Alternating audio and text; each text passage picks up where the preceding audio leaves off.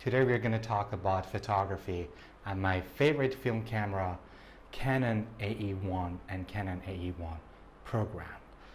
We're going to talk about a feature of this camera. I have three of them. I have two Canon AE-1 Program and one Canon AE-1. I have Minolta, I have different cameras, but today the aim of this video is to introduce this camera to you and how to work with these beautiful things. I have a series of workshops, and for my film photography workshop I use these cameras, and they are great. Note that these are just black boxes, and film and lens matters. Camera doesn't matter that much. The person behind the camera matters, and the lab that you develop your film matters. For those who watch videos on YouTube and they develop the film themselves, they scan it, maybe it's gonna be a big fault and you're not gonna get the result, because when you take a photo, you take it to the lab, they use the Fuji machines or Kodak machines that they design for developing film. Very accurate, especially when it comes to color films, to develop color negatives. By the way, let's just start with this camera. These Canon cameras, AE-1 Program, the lens the series of lens that comes with this camera is FD series. When you buy these cameras, for example, at eBay or Amazon or anywhere else, when you get a camera and you turn the aperture dial here, you don't see the aperture blades move, because note that I had this problem when I got this camera. I complained to the seller, like the lens doesn't work, and I buy from Japan. You know, I don't buy from the other countries because I want a better quality, and they have all the information. They know ups and downs of these cameras. And he told me FD lenses, the aperture functions when you press the shutter button. Okay, so when it's not mounted on the camera or the camera is off, it doesn't work. Even if you turn on the camera in A mode and you turn the aperture ring, the aperture doesn't change. The aperture works when you press the shutter button completely. One thing about this lens, we're going to start from the side of the camera. This button down here is exposure meter. When you press the shutter button halfway, it does the same. Why they have it here again? Are they stupid? No, they are not stupid. Canon engineers put the exposure meter here for you. When you press and hold on to it, you are able to change your shutter speed, and according to your shutter speed, the exposure inside the viewfinder when you are taking photo, it changes too. So it's here for you to hold on to it to get more accurate exposure, because when it comes to film photography, everything is undoable. Exposure meter matters really. If you are using any camera, make sure your exposure works. If it doesn't work, you don't need to go and spend another $200 to get exposure meter, expensive exposure meter. You can practice first, and second, you can use your the apps outside on your phone, and you can use those things. But if you are a photographer, you know, in any situation without meter, you should be able to take a photo. But when it comes to accurate photography and you're doing serious job, you're getting paid for that, you need to have exposure meter if the meter doesn't work. Then here you have AE lock. Auto exposure lock is for backlit photos when someone is standing in front of the very blown out window. You use this, you hold on to it, you lock the exposure to the face of the person, then you get back, you reframe, and you take your shot, okay? Here is a PZ socket. You have nothing to do with this, just forget it. Here you have rewinding knob. When you pull it up, you can open the bag, and here you can see the place that you can put your film. Then you have the curtain. Don't touch the curtain whatsoever, and this is it. This is the plate that presses the film toward the curtain. Don't touch these things at all. Just let them be always clean, because here is the heart of your camera. These cameras are black boxes, as I said, and if you look at different brands, they were designed with the same engineer group, okay? Then let's get back to this area that I was explaining. Here you have an arrow after you finish all of your slides, all of your exposures. You see the 36 here in the exposure count.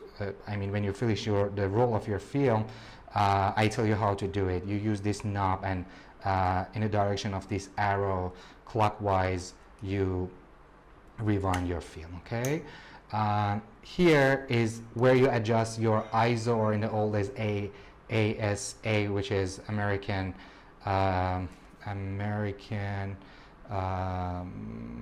something association, okay? We don't care, but nowadays we don't use that standard. We use ISO, which is the sensitivity of your film. For example, 1600, 800, 400, 200, 100, come down to 12. This is when you want to push or pull your film.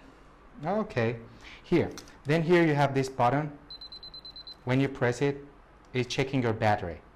These cameras, AE1 and AE1 program, they don't work without batteries. They are not mechanical cameras. So this is for canceling your self-timer too. So when you turn this dial to S and you use the film advance lever to wind the film, you see that? You can cancel it with this. And just to cut the crap, here you have the shutter speed, okay? Starts from bulb to 1,000 of the second, and then program. Bulb is for long exposure, when you want to take a long exposure shot, okay? As long as you press, okay, so it's self-timer, sorry. Okay, 8. Okay, as long as you press the shutter button, the mirror is locked up. Okay? Practice a lot, keep shooting. Without that, you never can get a nice photo. It's not about camera. Don't think that you get these beautiful looking cameras, you're able to shoot any kind of photos. No, it is all about practicing. All about practicing. Here you have the power button here. A is on, L is locked. When you have nothing to do with a camera, you want to put it in your bag, you put it in L, so it doesn't do anything. You're not gonna get any unwanted photo. And then S, self timer. Okay, and here you can open up the battery chamber.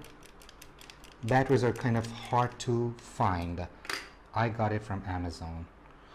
I don't have the link to give you guys, just get it on Amazon. Without this battery, this camera doesn't work. And when you turn it, in the back side of the camera, you have this guy here, which is for motor drive. Those days that we were lazy and we didn't want to rewind the film after we finished the roll, we use the motor. You'd have nothing to do with this if you don't have the motor attached to the camera. It was a good grip too. When you finish the roll of the film that you used, you press this button, and then with the rewinding knob, you rewind the film. After you hear like a releasing sound inside. You feel it under your finger too, okay? Then you open the back, okay? And you take your film out. Let's talk about films. I use almost every available film in the market. Right now, for my student, I use Canon AE-1 ISO for my students, which is a very good black and white to get the photography started. Sometimes when it comes to quality, I just go for Kodak Ektar 100 or Portra 400 or Portra 100 from Kodak again. You can start with cheap lenses. I take my films here. I took the box here to show you guys. In my workshop, I use Ilford Pan 400, which is good for street photography. Ilford Delta 3200, which is good for night photography. I use Fuji C200. It gives you very, you know, less saturated colors, very vintage. This is so beautiful. Beautiful photos comes out of this roll. Oh, my favorite, 1600 natural Fuji film. Kind of expensive, but it is a great film. Then, if you want to get your film photography started, go for this guy right here, Fuji Color Plus 200 ISO. Your hands are kind of tight when you use this 200 ISO, but according to the price, you get a very good quality with this film. I love all of my films, by the way. Here, when it comes to serious street photography, I use Ilford FD4 ISO 125. It is perfect. What else I want to tell you guys? Let's get back to the camera, okay? Let's put all of this stuffs away. This is the black version of Canon AE-1. I like the way it looks. They does the same. I have a film here, so I cannot use this, show you guys more. Here, as you can see, we have this brother and sister. This is Canon AE-1 and this is Canon AE-1 Program. The only difference is this one does program. What about program? When you want to leave the camera with the one who doesn't know how to take the photo, or you don't have time to adjust a lot of stuff, so you put it in program here. And then to make it 100% program, you press this button and turn it to A, automatic. Gives you automatic aperture and automatic shutter speed, and your ISO is already set, so it means completely programmed, completely automatic camera. In here, in AE-1, you don't have these things, okay? Just your ISO is in a different dial, which is kind of hard to adjust. I have Fuji Superior Extra 400 here. We put the tag of our film here because if you don't use the camera for a long time, you don't forget what film you have inside. Because if you open this door here, your film will be exposed and you'll ruin it. Another thing is the battery check in AE-1 doesn't make any noise. You see it inside, the needle will be between 4 or in the middle of the exposure. It means it's fully charged. One more thing about this camera, if you buy this camera online, guys, if you buy it online, you want to buy it online, you don't know what to do, it worth it or it doesn't worth it, send me the link of the product that you're buying. I know everything about this camera, okay? This video is not a sponsor with anybody or anything, just to help you guys, because I had a hard time buying these things and I'm happy with what I bought because I got a lot of experience. And as I said, I only buy these things from Japan. I don't buy it in Amazon, I don't buy it from the other places. I buy it on eBay, I buy it from Japan, only Japan, because I trust them more. And other things is, when you buy these FD lenses, let me show you, this is super important things. I have 50mm because it's a little bit easier to see, okay? When you buy these lenses, as I said, you turn this aperture and you don't see any difference. Your blade doesn't move. If you want to know your lens works or not, mount it on the camera. Turn your camera on. Advance the film. Then adjust it to 5.6 or 8 or 11, not wide open, not 1.4.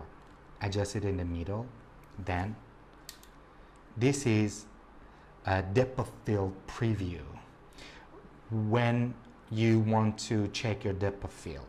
But what another thing does is it shows you the lens works or not, okay? You press it and you see, you lock it up, okay, here, okay? And then you turn your aperture ring. Look at the aperture. This lens works perfectly. From 22 to the larger aperture to smaller aperture 1.4, okay? This is a way. You don't, when you press this, you release it and you open it up, okay? You don't need to enable this lens. I saw videos on YouTube, people say when you buy FD lenses, you need to enable. You don't need to enable the lens at all. The only way to test it is this way that I told you, because I asked the shop that I bought from Japan, okay? Those guys knows a lot of things that we don't know, and I learn a lot from them. I respect them a lot. Just one bonus tip for you guys. And other things is, when you buy camera, make sure you buy it with this grip. This grip really helps to protect this battery chamber. Plus, it gives you better ergonomy to hold the camera in your hand, okay? I tell you because I myself broken this part. I glue it up, but it really broken my heart. I love her so much. I fix it, even you guys cannot see. I fix it perfectly, but I always put this grip here because it is perfect. Make sure when you buy it,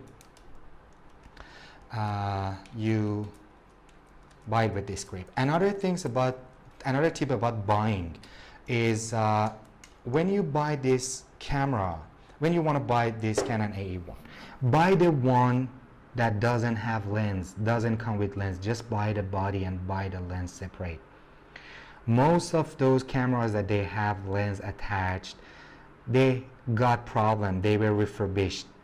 You know, they're gonna have problem. Believe me, I bought one before I bought these things and I returned it. Buy this without the lens and choose your lens according to the photography genre that you want to do. Oh, one more thing about here. About how to put a film here. Okay, it's a good time to do it. How to load the film, okay? For example, let's say I want to use my Ilford Delta 3200. What I do, first of all, I set the ISO to 3200, okay, here, okay? Then I put the camera this way, and this is my method, okay? Then I open the lid, okay? Look at this, like this. Then I open the roll of film that I have, okay? Like this, Mr. Ilford. Okay? You see this guy here. Then I need to turn it for you guys to see. Okay? Many people load the film from here. I don't do it. I load the film from here because it's easier. And I'm sure I don't get a blank film. I push it inside as much as I can. Then I hold on to the film like this. Then I pull it out tight and then put my hand here. This is so important. This lever. If you don't do it, you will get a blank film. Okay? Make sure it is involved there in the gear. Okay? Turn it a little bit. Doesn't hurt anybody. Then my camera is on. Then I make sure it is kind of here in the gears, okay?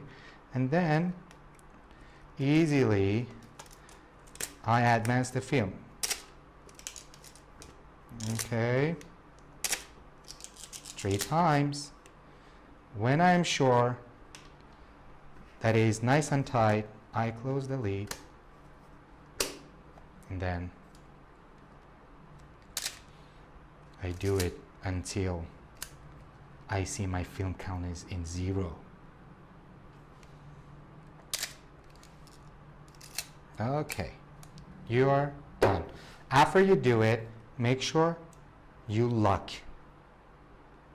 If you put it in your bag, you're not gonna get unwanted shots. After I do this, I take the tag of the package like this. I just rip it and I put it right here.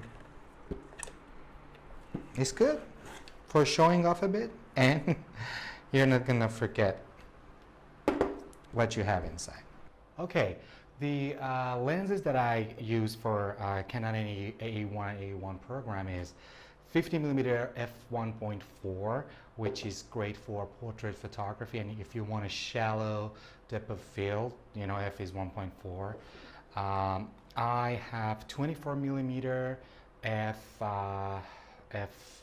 here we go, 2.8, which is great. It's kind of wide angle lens, and yeah, it's a very great lens to take some sort of portrait as well, you know, street photography.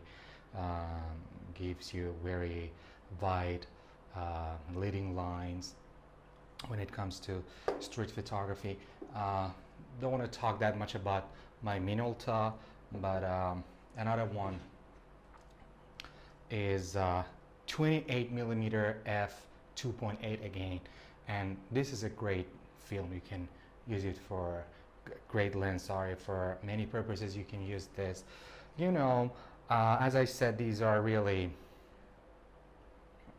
black spaces, black boxes. This lens and film really matters.